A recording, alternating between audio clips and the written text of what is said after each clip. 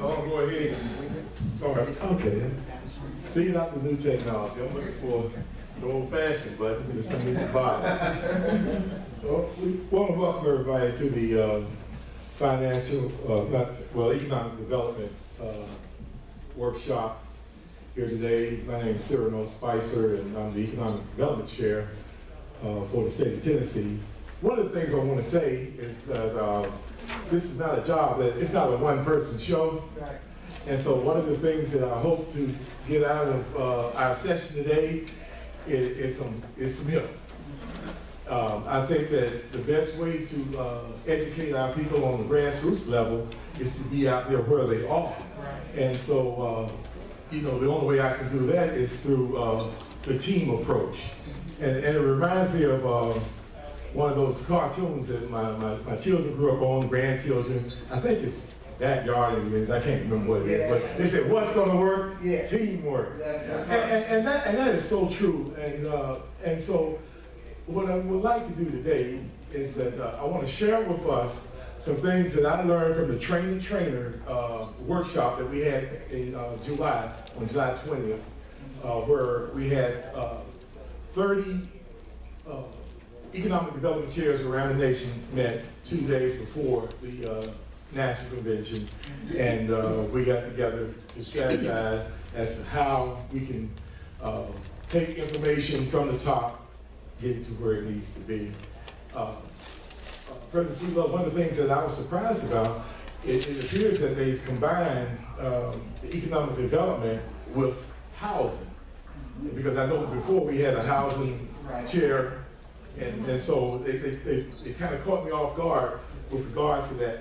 So I want to talk a little bit about the housing piece as well. So here's what we're going to do. You know, it was a 2-day session. Can't cover all of that in an hour, but what I want to do is just share something. So I do have some information of some of the information that I have in this book. I'll just show them to you. I have a handout that Mr. Harold Potter's making some extra copies for me that I would like to make sure gets to how many branch presidents do we have? We have not enough, but that's all right. Because what I'm going to start doing right now is I'm going to pass one of these out. This is how you get work done. This is what you call a self-assessment, economic development self-assessment tool that we use to figure out where we are and where we need to go as a state with regard to economic development. And if you don't get one, I do want to make sure the presidents get one. Raise your hand here. President, Vice President? Yes, sir, yes. Any Vice Presidents? Make sure they get this assessment. And so, now this is something that we have to do. So while he's doing that,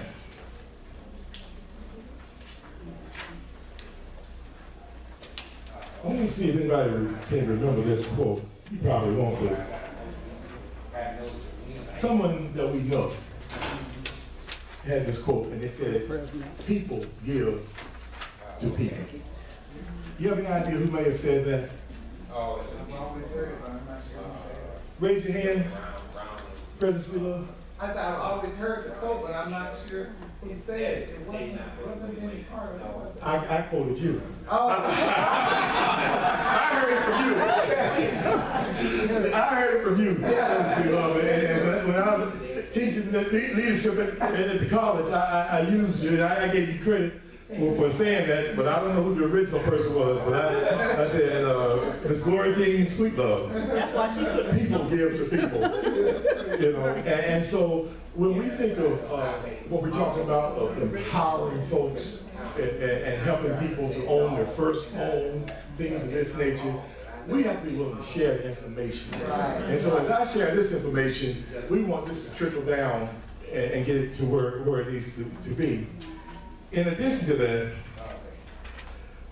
we can learn some things from other people. Financial freedom is a goal that appears impossible for many people. But I'm here to let you know that is not impossible. Right, okay. So with the right information go out there and discipline, that's what I was trying to say. we can all experience financial peace. Do you believe that? Yes. You know, we have to believe that if we want to empower the people that we're serving. And so I did have a couple other quotes that I wanted to share with you as we're waiting on those copies, and if they don't come, we're going to go ahead on. Will Rogers said this: too many people spend money they earn to buy things they don't want to impress people they don't like. Well, let me say that again because I stumbled over it. That's real. Did y'all get it? Too many people spend money they earn to buy things they don't want to impress people they don't like. I'll say it even better. Too many people spend money they don't have because they buy on credit. Oh, there you go. Things they don't need to impress people they don't like. That's it. That's the truth right there. So now you have another quote. Now, somebody make sure you write that one down so I can give it back. I'm going to have to include that in my list of quotes. Yes, indeed. Yeah, that's good. That's good. Okay. So how we doing, Brother Carl? Does everybody have one of these? Now, oh, wait a minute. That's the Brennan's a little slow. Oh, I'm sorry. Brennan's a little slow. Oh, okay. All right. Now, if I was a little intimidated at the training having to fill this out because we're new at this, and so we're novice. But some of the states are well advanced. But the best way to tackle a problem is to be honest with oneself.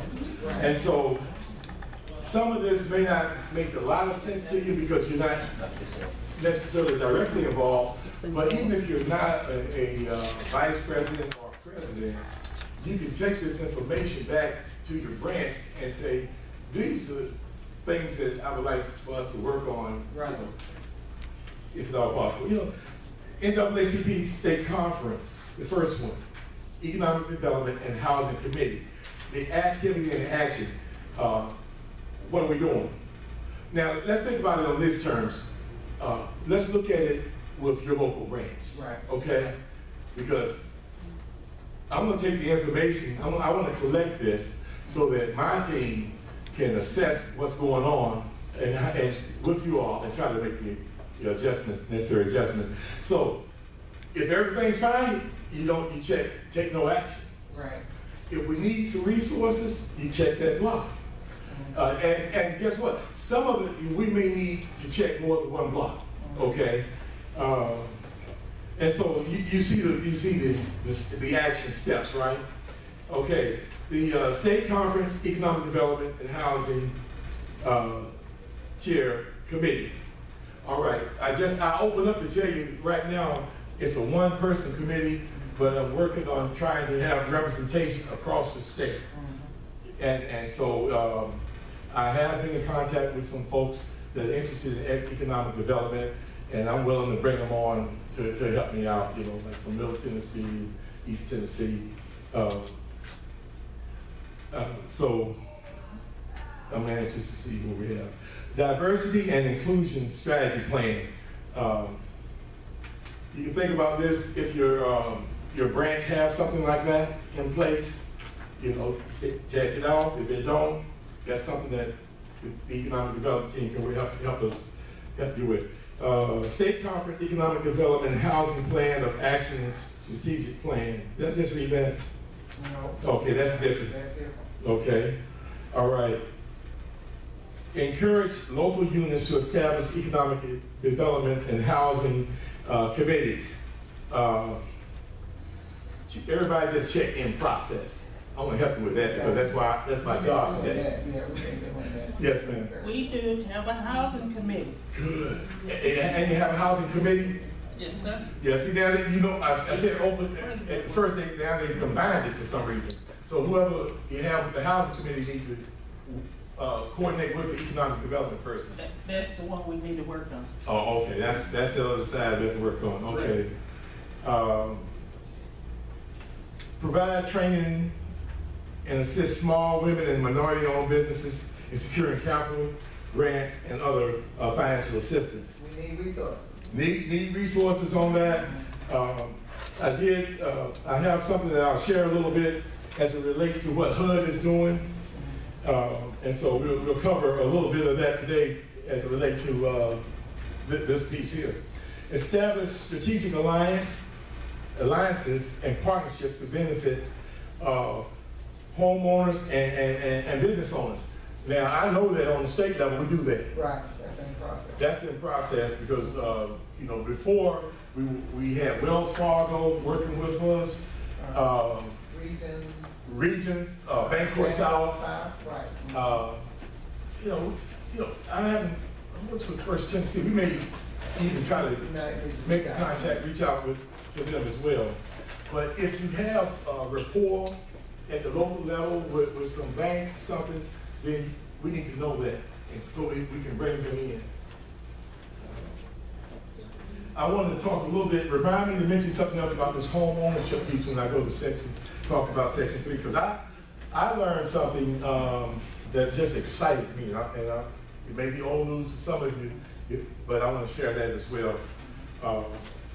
Partner with the local Chamber of Commerce's, churches, economic development councils, and other to provide resources in the community. In process. It's in process, but you may want to check some extra boxes on that. We need resources. We need resources, and we have to do like we talked about in one of the other sessions, overcome our fear of engaging people with some of those resources. And people here at NAACP, for some reason, they still have a stereotype, but with building a relationship, it helps overcome that particular barrier. Regular fundraising and grant writing to support their economic development and housing efforts. Reach out. There's some people in the community that know how to write grants. Right. All we have to do is try to reach out to them. They don't necessarily have to be a member. You know, they can write a grant for me, and then I try to recruit them later or in the process. But you know, once somebody finds out that they're needed, then a lot of times we can bring them on board with us. Sustain social media presence, promoting the statewide and local economic development and housing efforts.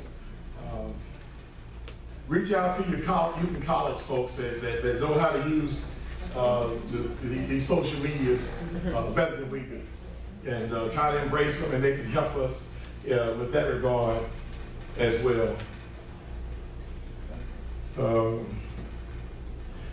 Craft quarterly editorials and opinion stories on local economic development and housing opportunities that can impact the community, and respond to issues that could help or hurt the community. Does anyone hearing that, does anything reach out to you with regard to this particular bullet item? Quarterly editorials or opinions? Is people in the community coming to you talking about the problems that they're having, like with you know, renting homes, renting or owning homes and things like this? Yes.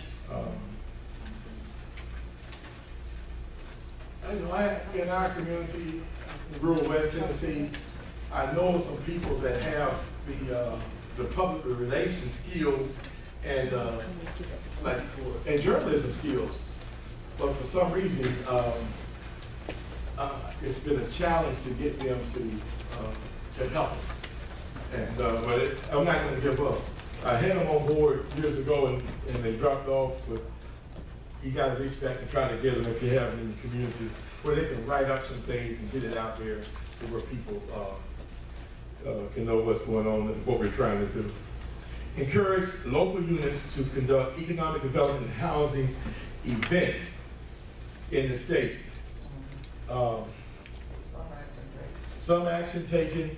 I think this is a great strategic item for us to, as the economic team, to make sure we can get some of these things going in your communities. All right. Regular updates to the NAACP about your ongoing development housing efforts. Now, so Murfreesboro have a housing committee. How about some of the other branches? Do you have that committee in place for housing, Baldwin? We have a lot of work to do on. When it relates to housing, they gave an illustration about the city of Baltimore to where, in certain geographical areas, you have a majority of African Americans living there, but when they do the numbers as to where the money, and you follow the money trail, few of them are homeowners. Right. You see, and so that's one of the things that on a national level, we're looking at trying to challenge these financial institutions, these elected officials, that we need to, like the young people say, flip the script on this. All right? And then sharing resources on job creation, underemployment foreclosure support, and franchising opportunities. And on the state level, again, that's something that we are in process. We've been working on things like that. And we did it in the past with Wells Fargo Bank. It's my understanding, President Sweetlove, that Wells Fargo, like we talk about follow the money. Well, the money people follow the people who are supporting them, so to speak. And so we don't have a lot of Wells Fargo banks in Tennessee. We don't have that Wells Fargo presence. Right. So on the corporate level, they're looking at, well, can we better spend our resources in these areas where they have more branches? Right, exactly. And so that's why we can't. We've got, it's like in Memphis, and that's why we fell out of that grant cycle. Right. Right. Mm-hmm. We were in it for a number of years, but they only had that. They got that, and they got something outside of here, but it's like it's small. Yeah, it's like maybe a loan office or something. Mm-hmm. It's not even a bank. And I don't know if it's Franklin or somewhere outside of that. Right, it's where they just have a small presence. You use your debit card or ATM or something like that. I came to the meeting regional. Yeah. Yeah. When the regional guy came, this guy came, and he's outside of here somewhere. Right. Oh yeah, he was outside. Yeah, he was outside this area. Outside of Nashville. Public engagement with elected and appointed officials on policy solutions, and we stay on that, with the legislative Daily Hill, as well as throughout the year. So if you've had a chance to do the self-assessment, just pass it to the people on the end aisles, and then we can make sure it gets back up here to me, and I can we'll pull something together.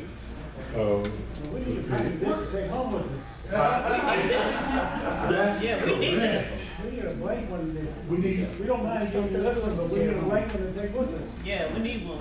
Yeah, now. Well, all right, let's stay up. Okay. Make some more copies. Yeah, what you can do is let Daphne, let Daphne email it to them. All right. Yeah. Oh, but okay, just like email the whole thing? No, it's this page, they're asking about the page. Right, but everybody has something different on each page, so. Oh. Blank one. The blank one, the separate class. Oh, yes, okay, yeah. Okay, then you can do it again. Yeah, okay, Yeah, right. Okay, we'll use this one. Okay. With her, and have her, tell the press we love her, how everybody help. I got you. She carried more weight than that. I work for her.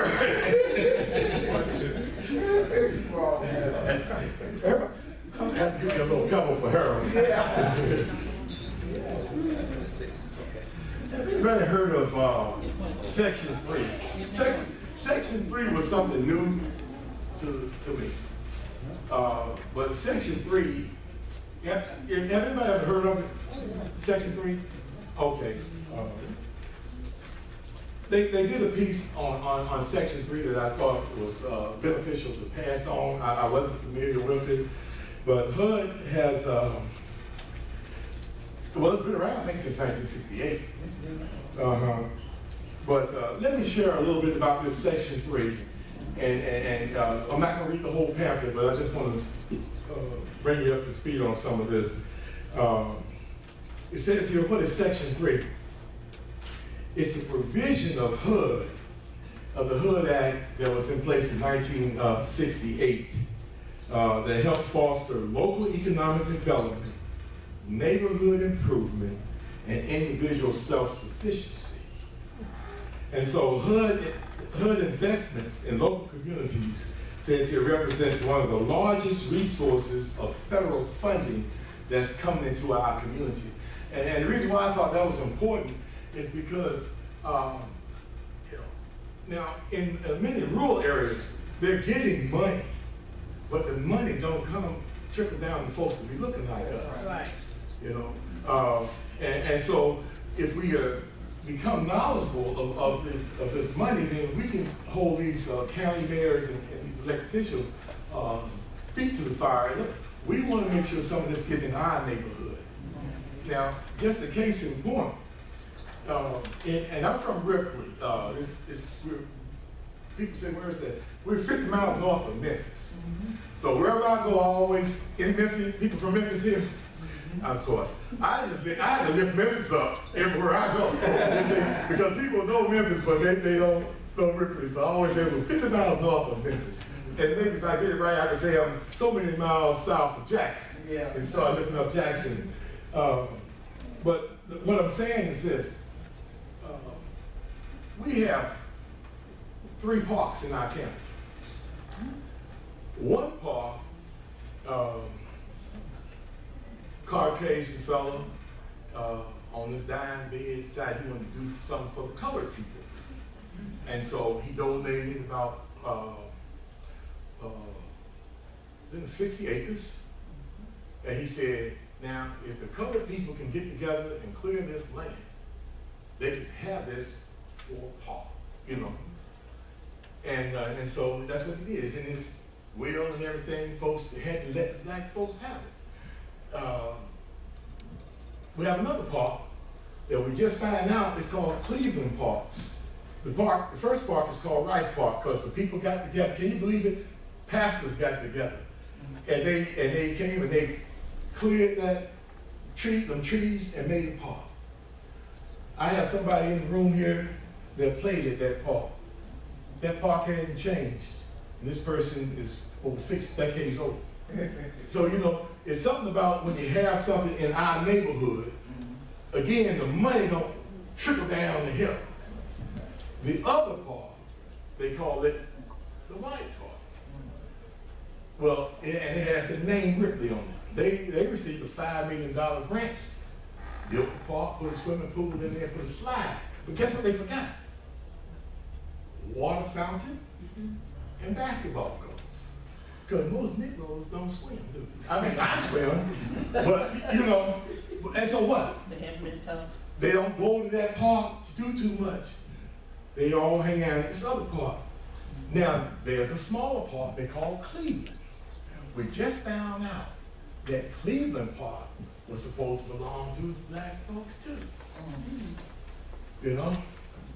And so, but Cleveland Park was getting funding up until last year when they realized it, and so now they're giving, now the community have to try to take care of the Rice Park and the Cleveland Park with no funds from, the local city or the county. And they have, a little bit further down the road, they have a park that they put together in the residential, in an area that's mostly Caucasian. And they send the lawnmowers and stuff, and they take care of that and for those folks. That's the problem, y'all.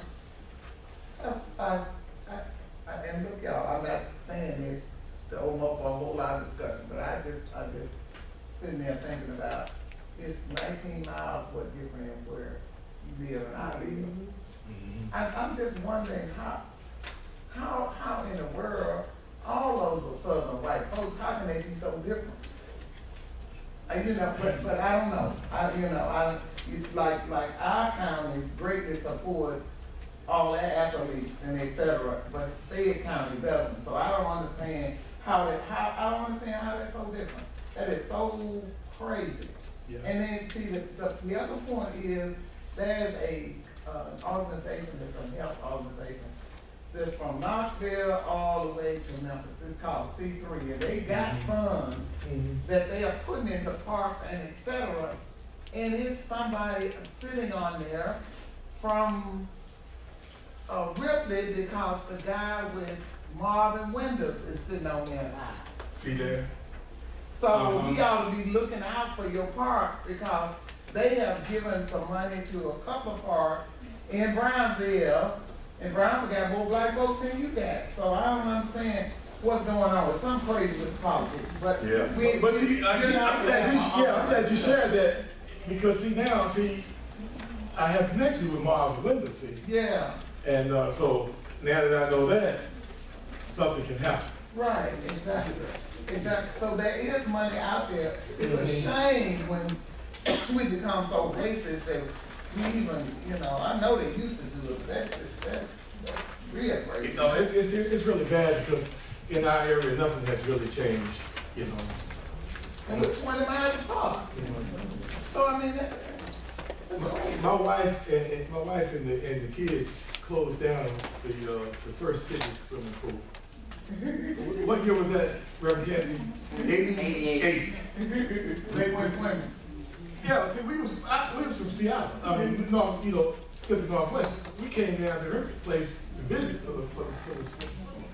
for a couple of weeks. So she didn't think nothing. Got to swimming. There's a pool. Went down into the pool right by the high school on the high school property. Right. And they told her, "Ma'am, you cows can't swim. This is for white souls." Right. Am I right? Tell the truth now, Kevin. 1988. Wow. And she said, "Well, it's a public pool." Tell the story real quick and then we'll move for it real quick. Yes, because this is important. He specifically told me that we can swim in the pool because the pool was for whites only. And then after and I asked him what did he say to get him to repeat it, and he did not repeat it. He said I could only let people in that my boss say let in. I can only let people in that my boss send here.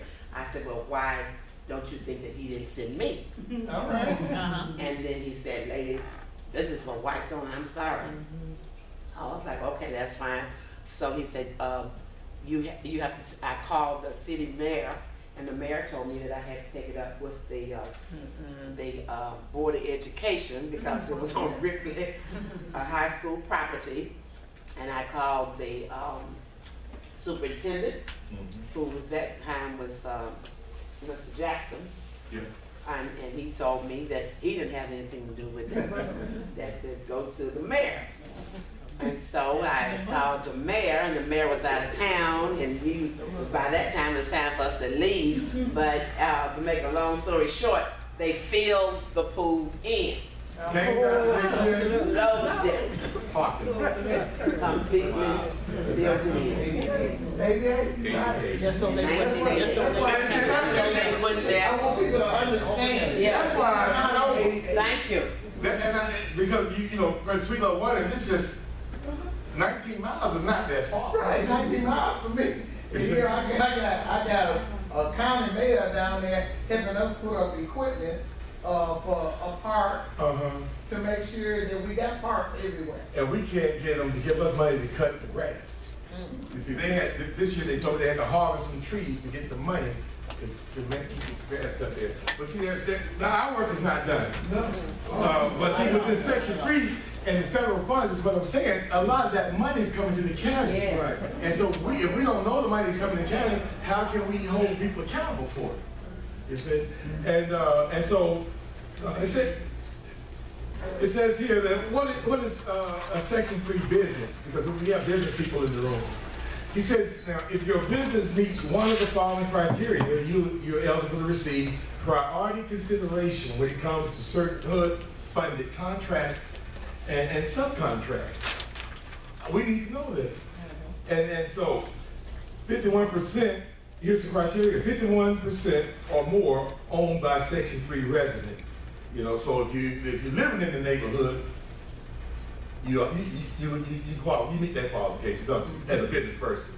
And then it says, and then at least 30% of full-time permanent staff are Section 3 residents.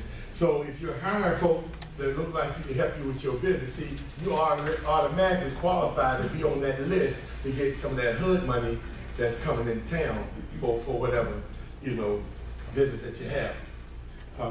And so anyway, take down this website so that we can move a little bit quicker.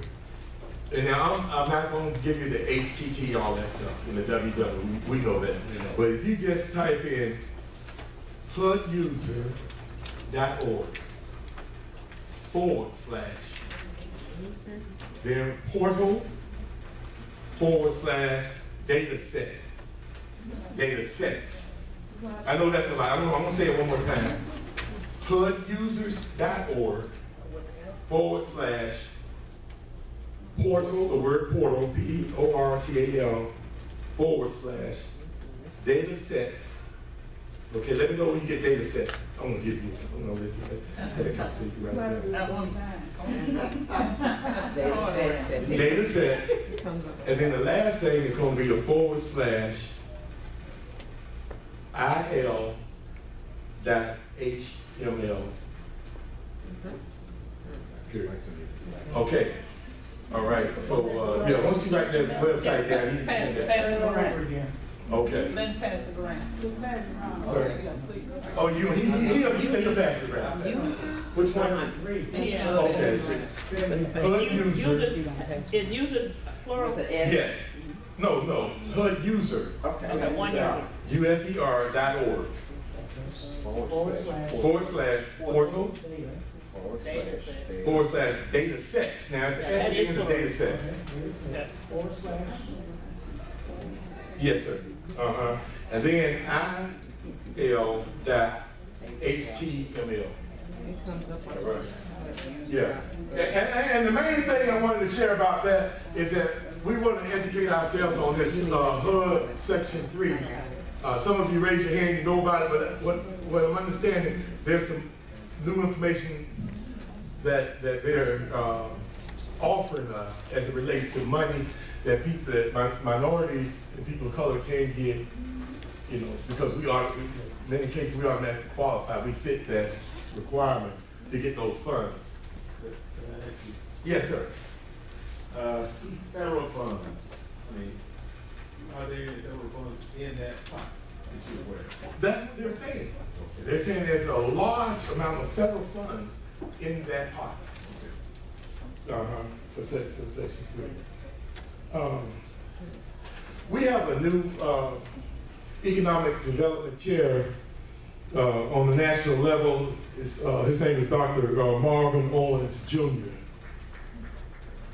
Dr. Marvin Owens Jr.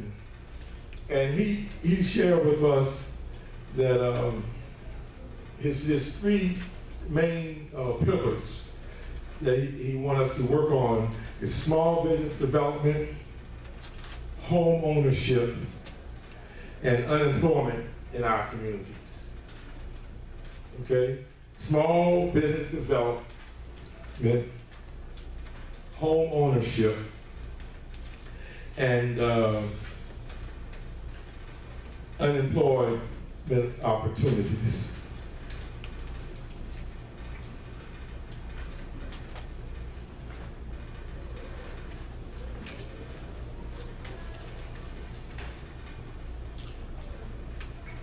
Again, I'm going to work with Ms. Daphne to get this piece of information in your hands. This is from the National Community Reinvestment Act, folks, the NCRC. You write that down, NCRC, because this is something that you can also Google and find out information as to this as it relates to trying to help people own their first home.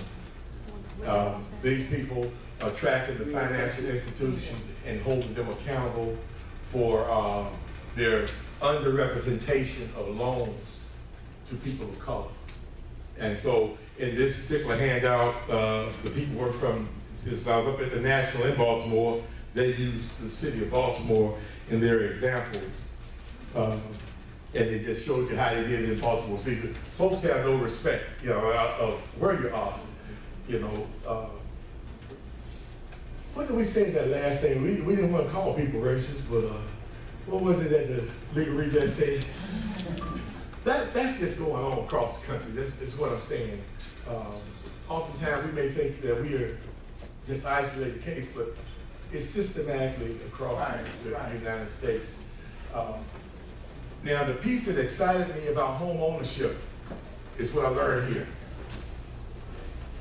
They informed us that if you are in an area where folks are getting a home loan for, say, 5%,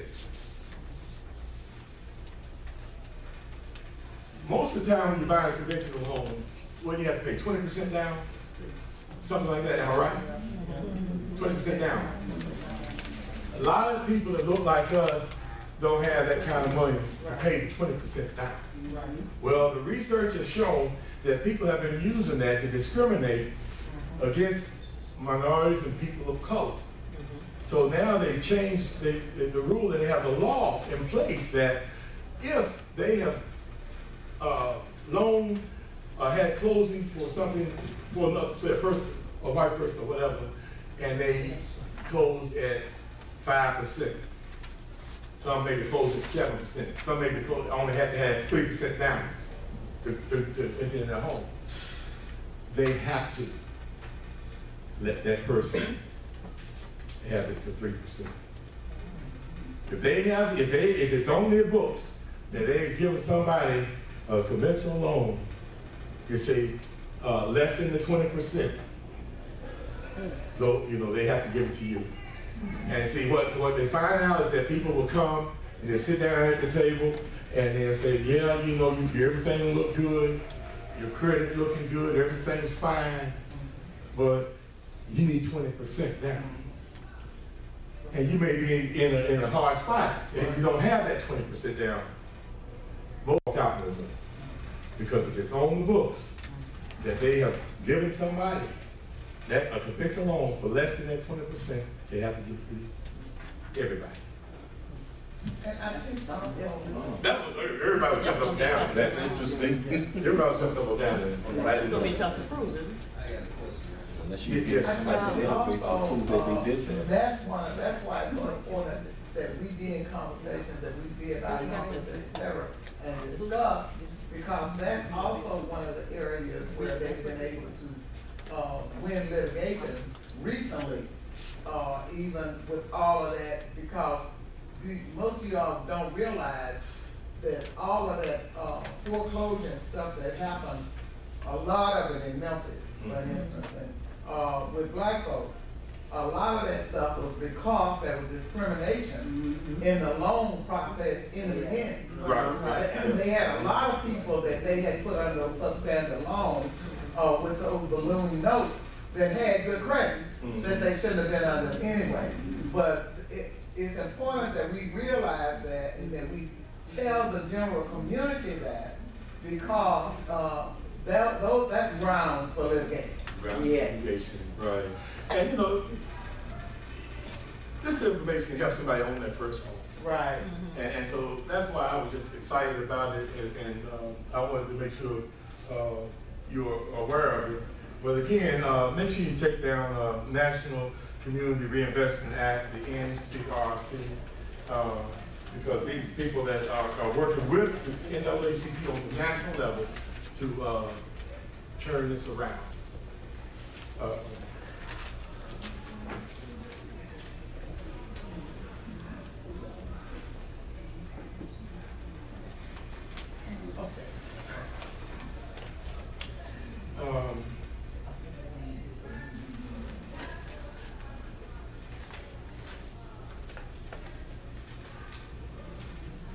the NAACP is also partnering with the Federal Trade Commission. And so we had representation, we had lawyers from the Federal Trade Commission to come and address us as to how we can better educate our people to overcome what they call barriers to economic opportunities.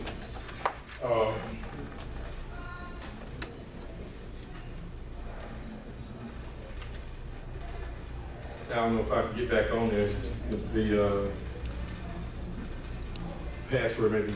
But one of the things that the FTC, the Federal Trade Commission, wanted us to be aware of is the job and business opportunity scams that are out here. They covered how to spot those things, address those things. There are people that prey on small businesses and make you think you have to spend certain amounts of money to operate your business, and you don't. They have people even making you think you have to have background checks on things where you don't necessarily have to. Okay, is it in here? Oh, wow. You should be voting now.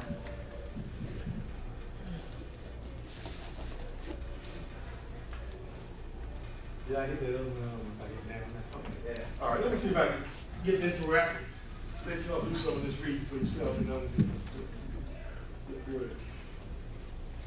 is this a text screen or what? Okay. Yeah. This is these are barriers. And like I said, I'm not going to go through all of it, but it'll give you something that. All right. Let's see. And Ms. Perkins and Mr. Mendez were the presenters of this. They came to meet and talk with them and get this from them. Let me see if I can work this here. All right. Okay. Okay. This is sort of like an overview of what they were talking about.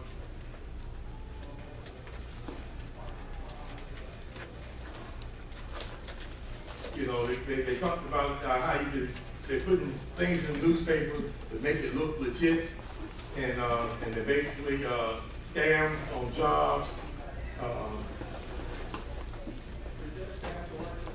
Here's an example of one, you know, postal positions, you know, making between $13 and $33, I'm rounding up, an hour, you know, call this certain number. U.S. Post Office, they're not going to. Could I ask you? Yes, sir. Would there be a federal offense? If they catch them, Yeah. because they, you know, that's U.S. Post Office. Yeah. Yeah. And so, you know, here, you know, they have ads in newspapers about jobs that appear to be the U.S. Postal Service. This is what they're talking about. And people were called, tricked into spending, you know, hard-earned money, and all they get is a booklet. You know, those people who have insomnia, I remember a long time ago, you guys talked about how you get all these grants, you know, and all you get is a book, but if you do your own research, you don't have to pay for that book. And people just fall for that. Almost any time that you got to send money in order to get something, it was scam. That's right. Yeah, and so you got the mystery shopper scam. You know, we're hiring in your area. You can stay at home, make $50 an hour. Right. Get them all on email. Yeah. So there's the claim, you know, earn $50 per assignment, you know, charge a certain amount. But the thing about it, people don't get the volume of the business. It may not hardly get anybody. But again, they have gotten some money out of you for the opportunity to be scammed. The fake check, you know, you won so much money. But you got to, you deposit the money in your account, Right. send them so much money, Right. and then they're gonna send you the rest or something like That's this. it. Right.